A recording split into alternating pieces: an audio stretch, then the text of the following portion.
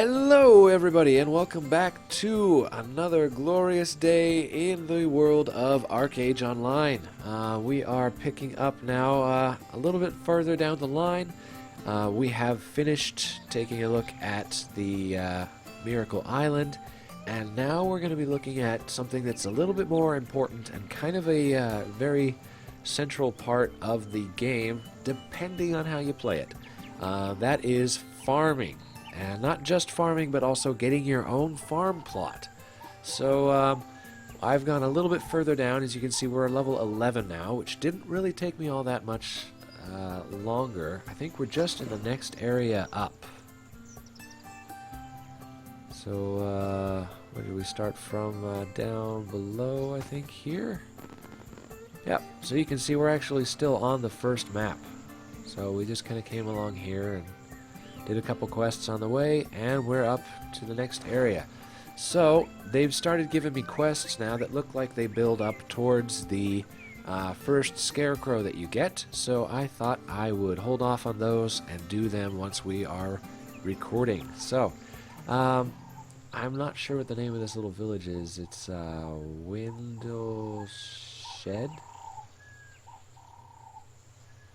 Windshed Village. Alright, and as you can see, I'm running around with a not a broadsword, is that a bastard sword? It's like a claymore. Big, huge two-handed sword, and I'm still an archer, amazingly enough. But, anyways, this guy over here has the farming quests. You can see this icon above him, the flower there, and supposedly, he is going to be the one that starts giving me quests and things that I need to do in order to get my farming stuff done. So I think it's just get some water. One other thing to note, though, is earlier I had mentioned about you can try to steal other players' stuff. When you're on your own plot of land, you cannot have anything stolen from it. You can't touch other people's stuff on other people's land. You can, however, if they've just planted things off in the middle of nowhere, try to steal them. So I don't have food to give this duck, but I could try to butcher it. And this is the window it'll pop up asking me, this belongs to another person. Are you really sure you want to do this? Now, I can do it. And if I do, it'll leave some little red footprints here, and it counts as crime points. In fact, let's see, anybody around? No? You know, we're only recording this, it's only witness to the crime, but for the sake of showing everybody, we'll go ahead and commit to it. And, it's so graphic. No, not really. Anyways, so we did that. We got some meat, and there may not have been any witnesses at all. That's pretty crazy. Usually what'll happen is there'll be a little bit of, there'll be a couple red footprints here. And somebody that possibly saw it can run over here, and they'll check out the footprints, and if they do that, they will give you crime points. I just committed the crime, though, and I don't think anybody was even within range of me to witness it, so there's no footprints at all. There's no evidence. I just got some free meat. Ha! Anyways, same goes for these. Belongs to another player. Belongs to another player. So again, this is only for stuff that's been planted outside of the plots. You can actually plant your own stuff wherever you want in the world. It doesn't matter. Let's see. We found some seeds and stuff. Like here is one of those saplings I picked up earlier. Alright, we'll just stick this guy right over there. There you go. I just planted a tree.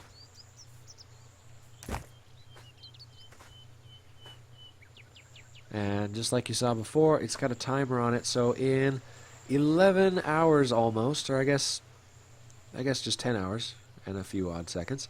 10 hours, that'll be a full-grown tree right there. And another player can come and harvest it if they want, because it's not on my land. It's just out in the middle of nowhere. But it will prompt them the same thing like this. It'll say it belongs to another player, and they can get crime points for chopping it down because, well, it's supposed to be mine.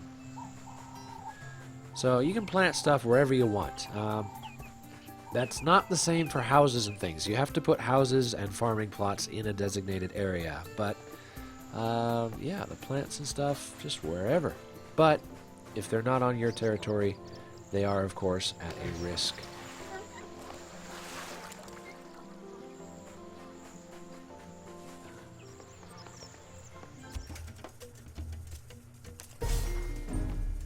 And, oh, hello. Here is our scarecrow we want. What do I have to do for it? Jack Squat. Alright. Again, I haven't gone through the elf quest line before, so things are a little bit odd here for me by the look of it. Looks like there's a player over there having a fight with something. Okay, so, yeah, we've got ourselves a scarecrow. So now, what we need to do to plant that... he even gave us a Delphinon coin. Nice. Is we'll have to go find a player housing area. Let's see. Well, let's go scout around a bit. Okay, now... often you're going to run into an issue of having not enough space. With the smaller scarecrows, it's not such a bad thing. You can often find space for those, but the bigger scarecrows and houses are often a lot more difficult.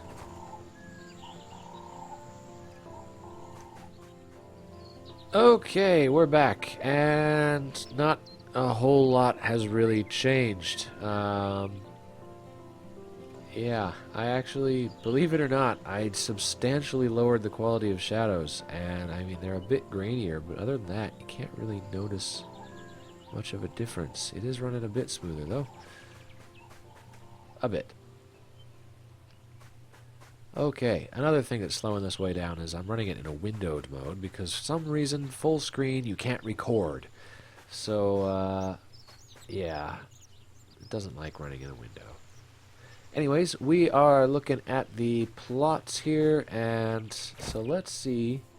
Right now, you can't really see the outlines of the territories that people have claimed, but if I try to plant my little scarecrow down here, you can see these little stone borders everywhere. And clearly, I am not going to fit in over here.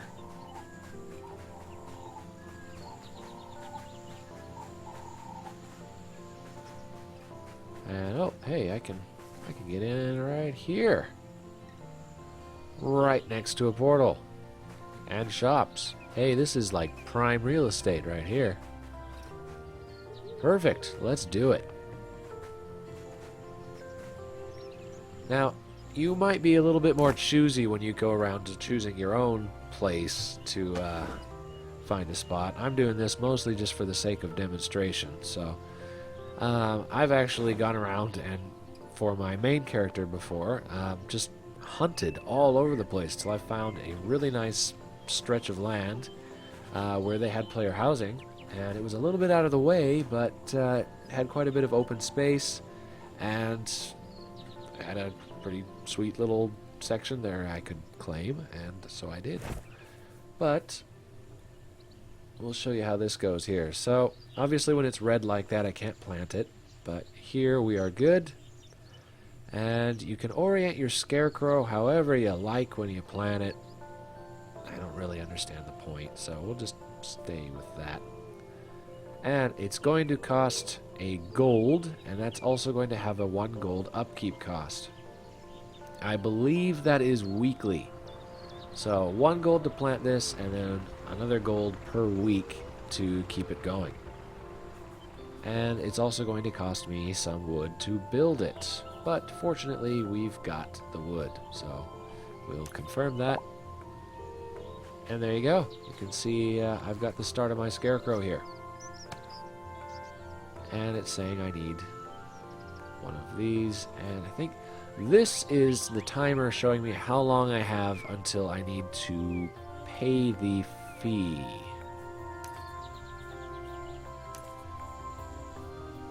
So we'll just go ahead and right click on it or press G. And there we go.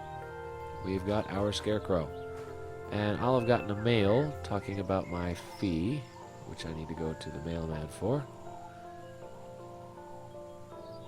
So this is your permission settings. Now all of these are in kanji, and you'd have to look up a translation to be sure, but I think right now it's set to only myself or characters on my account. So my other characters could come here and interact with this, but otherwise just me. Nobody in my guild, nobody in my family, nobody in my well, in the world.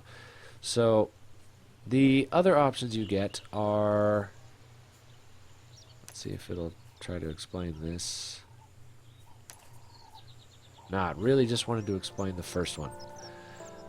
So the other options, there's one that is members of your guild. So you can form up a guild, and members of your guild are able to come and utilize your farm space if you so choose.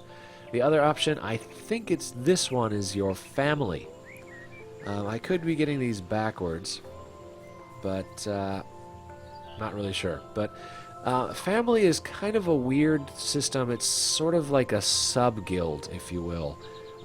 You don't necessarily have to be in the same guild to be a member of the same family.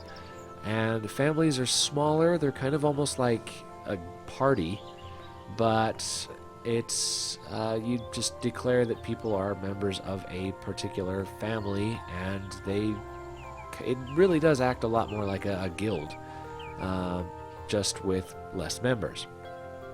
And the other option here, I think it's this one, is anyone is able to mess around with your farm. So let's just go ahead and set that to myself and leave it there. And the other thing I want to go take care of is the fee. Oh, I got some goodies from earlier.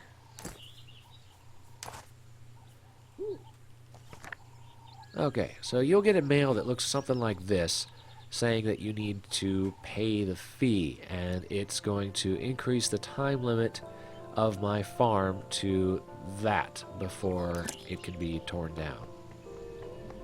So if you don't pay your fee, then somebody else can come over here and literally just chop down your statue. So you can see right now I am good through March 10th is what this is saying. But if I run over here, whoop. Wow, sorry about the sudden lag. Good grief. If I run over here and I pay this, it will go up to the 17th. So I can just choose to do that right there. And that's it. We're done. So now you can see it has been paid, and we are good through the 17th. So my farm is rocking. Now, we're going to want to plant some stuff on this farm. I've still got a thing of cucumbers. We can use that to start with. Now, when you are planting crops on your farm, you're going to want to be a little more careful, because obviously I've got limited space here. And the scarecrow does present a bit of an obstacle. I can't just plant trees in here because, well, the scarecrow's in the way. And if I try to come off to the sides, I don't have enough space.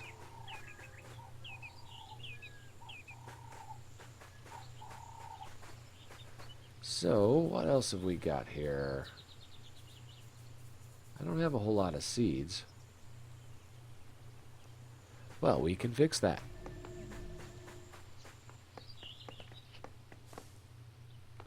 I can come over here and buy some seeds from her. Now, I know I'm going to need a bunch of cotton and things later on. Or am I, actually?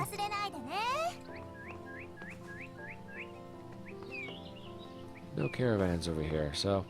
Oh well, we'll go with the cotton for now. We'll pick up a bunch of this. Oops.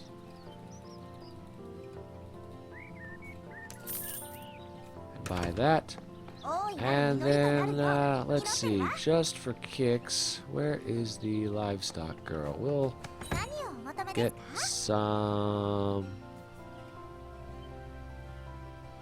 something not too expensive. I'm terrible at raising things, so we'll get a duckling as well. We'll make up for the fact that I killed that other one. Alright, we're back, and I have to apologize. We had a bit of a technical difficulty, and I recorded about 10 more minutes of footage that apparently I didn't record because my hard drive filled up, and it just sort of didn't tell me and stopped the video.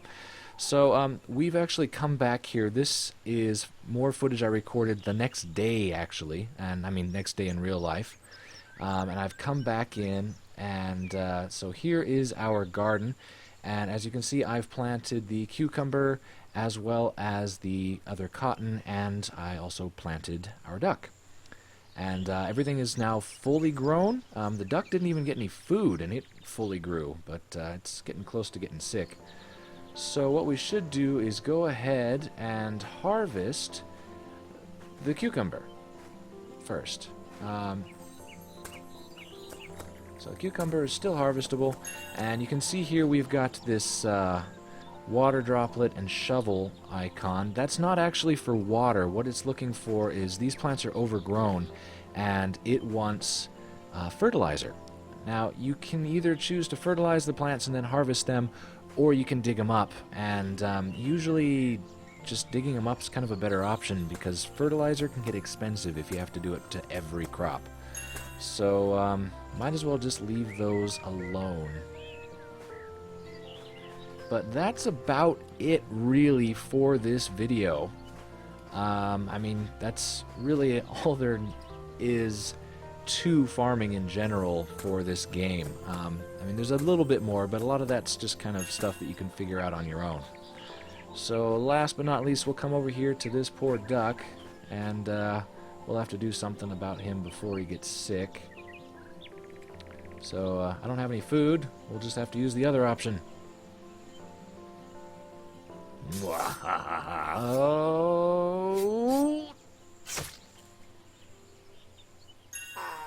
That was actually quite pathetic. Anyways, that's about it for this video. Again, sorry that it was cut so short, but thank you very much for watching. I do hope you enjoyed it, and we'll see you in the next one. Bye-bye.